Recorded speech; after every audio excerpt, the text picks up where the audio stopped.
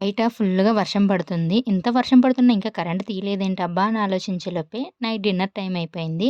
మాకు కొంచెం వర్షం స్టార్ట్ అయితే చాలు కరెంట్ తీసేస్తాడనమాట. మీ ఏరియాలో కూడా ఇంతేనా? ఇలా అయితే కామెంట్ సెక్షన్‌లో కామెంట్ చేసేయండి. మాలాంటి బాధితులు ఎంతమందున్నారో మాకు కూడా తెలియాలి కదా! ఈ కరెంట్ గోల అది పక్కన పెట్టేస్తే క్లైమేట్ చాలా కూల్‌గా ఉంది. సో, వేడి వేడిగా డిన్నర్‌కి ప్రిపేర్ చేద్దాం అనుకున్నా. రైస్ పెట్టేసి కర్రీస్ చేసేంత టైము లేదు, ఓపిక లేదు. మా ఆయన్ని అడిగితే కిచిడీ చేయమన్నారు. అది కూడా మసాలా కిచిడీ. ఇది నా ఓన్ రెసిపీ. ఇది చాలా సార్లే చేశాను. కాకపోతే ఒక్కొక్కసారి ఒక్కొక్కలా చేస్తాననమాట. ఈ కుక్కర్‌లు కనిపెట్టిన వాళ్ళకి నిజంగా చాలా థాంక్స్ చెప్పుకోవాలి ఆడవాళ్ళందరూ. ఇట్లాంటి వన్ పాట్ రెసిపీస్‌కి ఈ కుక్కర్‌లు బెస్ట్ ఆప్షన్ అనిపిస్తుంది నాకైతే. కిచిడీ విషయానికొస్తే ఇవాళైతే పెద్దగా ఏమి ఇంగ్రీడియెంట్స్ యూజ్ చేయట్లేదు. జస్ట్ ఇంట్లో పొటాటోస్ ఉంటే అవిను, పెసరపప్పు. కిచిడీ అంటే పప్పు మస్ట్ అండ్ షుడ్ కదా!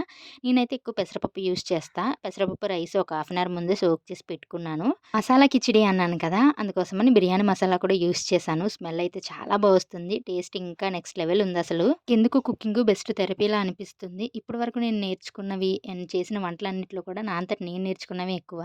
ఏవో 1, 2 మాత్రమే యూట్యూబ్‌లో చూసి ట్రై చేశాను. అవి కూడా బానే వచ్చాయిలెండి. ఇంకా నా మసాలా కిచిడి విషయానికొస్తే rice already half an hour soak చేసి పెట్టానని చెప్పాను కదా! చాలా సాఫ్ట్‌గా కుక్ అయింది. 3 విజిల్స్ మాత్రమే పెట్టాను. చూసారుగా ఎంత టెంప్టింగ్‌గా ఉందో.